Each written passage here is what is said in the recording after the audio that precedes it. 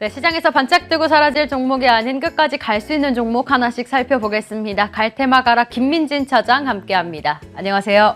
안녕하세요. 예, 올해 주식시장 마지막 날입니다. 이번 한 해 어떻게 갈테마 가라 함께 하셨는데 즐거우셨나요? 네, 사실은 뭐 테마 종목군들을 그렇게 자주 보지는 않았었던 상황이었던 것 같은데 올해만큼 또 테마주들이 어울리는 시장이 없었던 것 같습니다. 맞습니다. 결국 이제 굉장히 중요한 코너가 아닐까라는 판단이 들고요.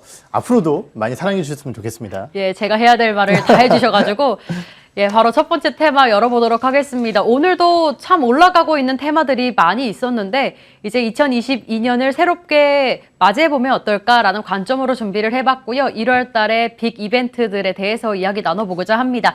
제가 준비한 자료 화면이 있을 텐데요. 바로 첫 번째부터 살펴보겠습니다. 이제 1일부터 4일까지 진행이 되는 CES 관련해서도 한번 살펴볼게요. 삼성전자 비롯해서 현대자동차, SK, 포스코 등등 굵직한 기업들이 참여를 하고요. 키워드를 뽑아보자면 로봇, 자율주행, 인공지능 관련해서 좀 이야기가 나올 것으로 보여집니다. 바로 이어서 두 번째 페이지도 한번 살펴볼까요? 많은 분들이 기다리셨던 JP모건 헬스케어 컨퍼런스 관련해서는 삼성 바이오로직스를 비롯한 면역 항암제 관련 중소기업들이 자리를 잡고 있습니다. 이 중에서 1월 이벤트 중에서 저희가 조금 주가의 상승을 기대해 볼 만한 종목들이 있을까요? 네, 사실은 이제 예전에 CES라고 한다면은 이제 가전 쪽에 좀 집중된 내용이었죠. 그런데 어느 순간부터 뭐 자동차 기업들이 이제 기조연설을 하기 시작을 하고 전반적으로 범위가 확장되기 시작을 하면서 작은 범위가 아니라 점점 더 넓은 산업에 대한 변화를 좀 확인할 수 있는 큰 이벤트의 장이 되고 있는 상황이고요. JP모건 컨퍼런스 같은 경우는 뭐 잘 아시다시피 국내 바이오텍들이 참가를 해서 참가로 끝나는 것이 아니라 결국 이제 글로벌 빅파마들과의 만남을 통해서 자신들의 기술력을 자랑하고 향후 기술 수출까지 좀 이어질 것이다라는 기대감, 이러한 부분들이 반영되면서 이런 효과를 가져올 수 있는 대표적인 이벤트였다고 볼 수 있을 것 같습니다.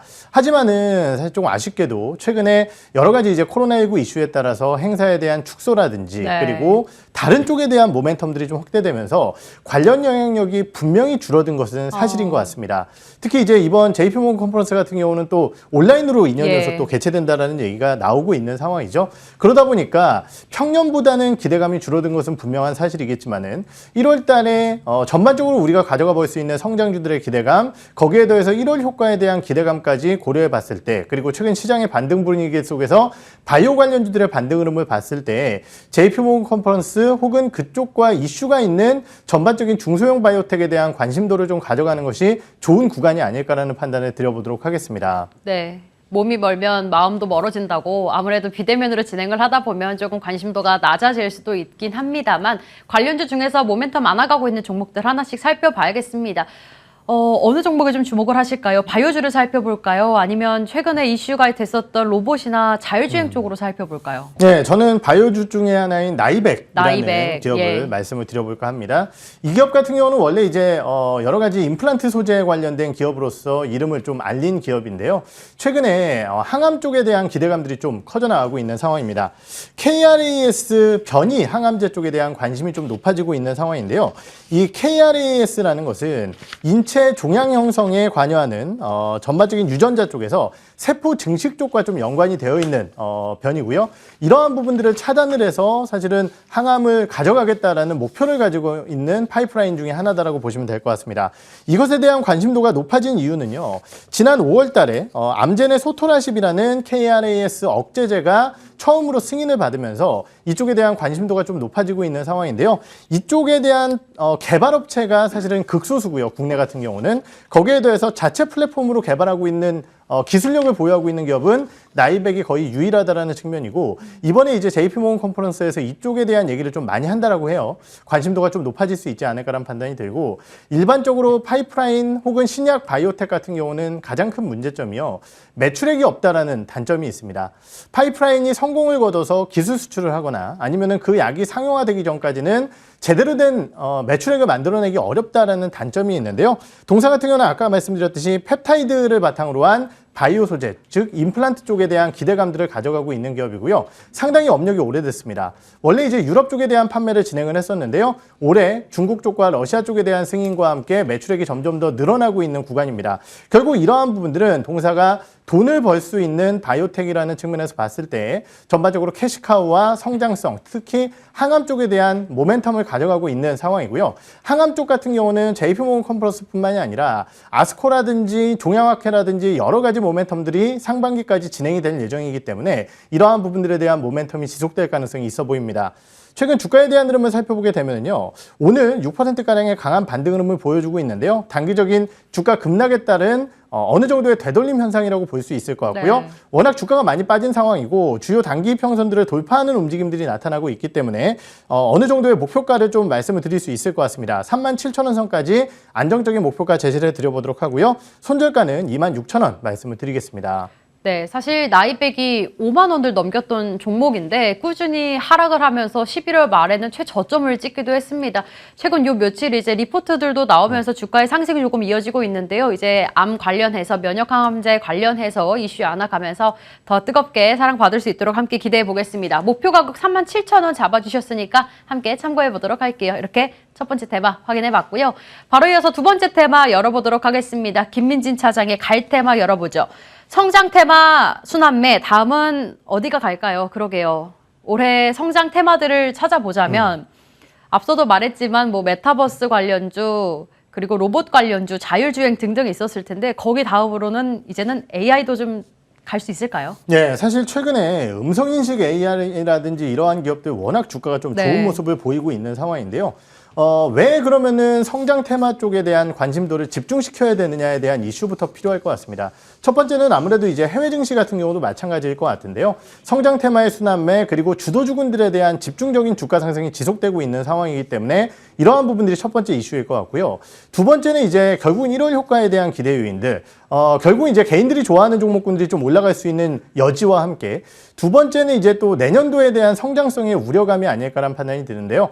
코로나19에 대한 코로나19 축소에 대한 기대감 이러한 부분들에도 불구하고 우리나라 같은 경우는 저성장의 굴레를 벗어나기가 어려울 것이다라는 인식들이 나오고 있고요.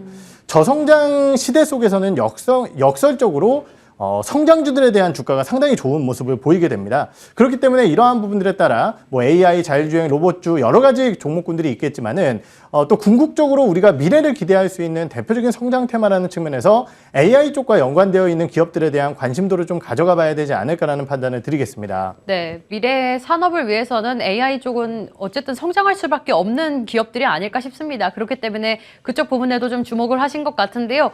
AI 기업이라면 어떤 종목들에 좀 주목을 하세요? 워낙 많고 우리 AI 할 거야 라는 말만 해도 관련주가 너무 많아서. 그렇죠. 네. 그리고 이제 대다수 기업들이 돈을 못 법니다. 그렇죠. 실적이 좀 보여지는 곳이 또 없잖아요. 네. 거의. 어디를 볼까요? 그러한 측면에서 본업과 AI를 결합하고 돈까지 벌고 있는 원티드랩이라는 기업을 오늘 좀 말씀을 드려볼까 네. 합니다. 동사 같은 경우는 이제 AI와 결합된 채용 플랫폼 원티드라는 것을 운영하는 기업인데요.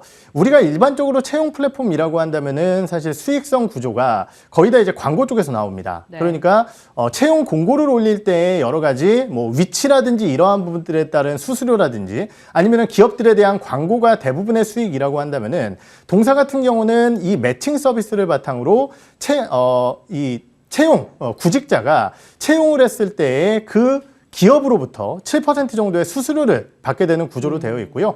그러다 보니까 이 회사 같은 경우는 그냥 공고를 올리는 것이 아니라 구직자에 대한 전반적인 채용 쪽에 결과물까지 데이터베이스로 가져간다는 측면에서 봤을 때 다른 기업들보다 조금 더 우수한 요소라고 좀 볼 수 있을 것 같습니다. 이런 쪽에 대한 관심도가 높아지는 이유는요. 아무래도 이제 코로나19에 대한 환경 때문이 아닐까라는 판단이 드는데요. 2019년도만 하더라도 우리가 흔히 얘기하는 공채 혹은 정시에 대한 비중 자체가 수시 채용보다 훨씬 더 높았었습니다. 맞아요. 하지만은 코로나19 이후에 수시 채용의 비중이 공채 비중보다 더 높아지는 모습을 보이고 있거든요. 이러한 상황이라고 한다면은 비단 우리나라뿐만이 아니라 글로벌적으로도 이러한 AI 매칭 채용 시스템 플랫폼 업체들의 유니콘 기업들의 등장들이 좀 나오고 있으면서 우리나라뿐만이 아니라 글로벌적으로도 관심을 가지는 대표적인 섹터가 아닐까라는 판단이 들고요. 이 기업에 대한 관심도가 높아지는 이유는 기업들도 이 회사에 대한 플랫폼에 기대감이 좀 높다라는 이유입니다. 그 이유는 크게 두 가지일 것 같은데요. 첫 번째는 비용에 대한 축소, 두 번째는 기간에 대한 단축이 아닐까라는 판단이 듭니다. 아무래도 이제 우리가 헤드헌터를 통한 채용 같은 경우는요, 뭐 헤드헌터마다 수수료율이 좀 다를 수 있겠지만은 일반적으로 15%, 연봉의 15% 정도를 수수료로 수치를 하게 되는데요. 아까 말씀드렸듯이 이 회사 같은 경우는 7%밖에 수치를 하지 않고요. 거기에 더해서 구직자와 기업 간의 1대1 매칭을 통해서 구직자를 직접적으로 찾아서 연결하는 헤드헌터보다 훨씬 더 빠른 속도로 가져갈 수 있다는 거죠. 거기에 더해서 아까 말씀드렸지만 글로벌 기업들 같은 경우도 지금 이러한 기업들이 상당히 뜨고 있는데요.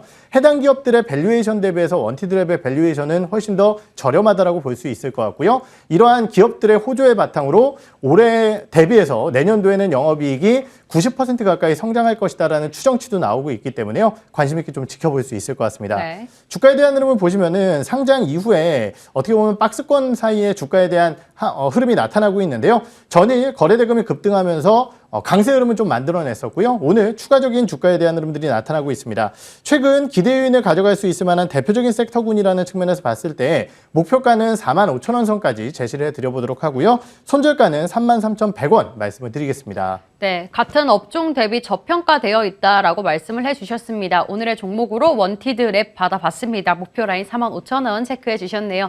저희 시간이 살짝 남았는데 네. 내년도 시장 전략 짧게 한번 들어볼까요? 내년도 같은 경우는 말씀드렸듯이 결국은 이제 저성장 구조에 따른 성장주들에 대한 움직임이 나타날 가능성이 높은데요. 과연 올해 많이 올랐었던 종목이 내년에 또 많이 올라올 것이냐? 제가 보기에는 새로운 테마 종목군들이 등장할 가능성이 높습니다. 그렇기 때문에 새로운 테마 쪽에 대한 공부를 좀 게을리하시면 안 되는 한 해가 네. 되지 않을까 말씀을 드리겠습니다. 그러게요. 그 새로운 테마에 대한 것들은 내년에도 저희가 하나씩 잘 설명해 드릴 테니까 저희와 함께 내년에도 함께 해주시길 바라겠습니다. 저희 갈테마 가라와 함께 이슈앤뷰 여기서 함께 인사드리도록 할게요. 김민진 차장님과 함께 했습니다. 시청해 주신 여러분 고맙습니다.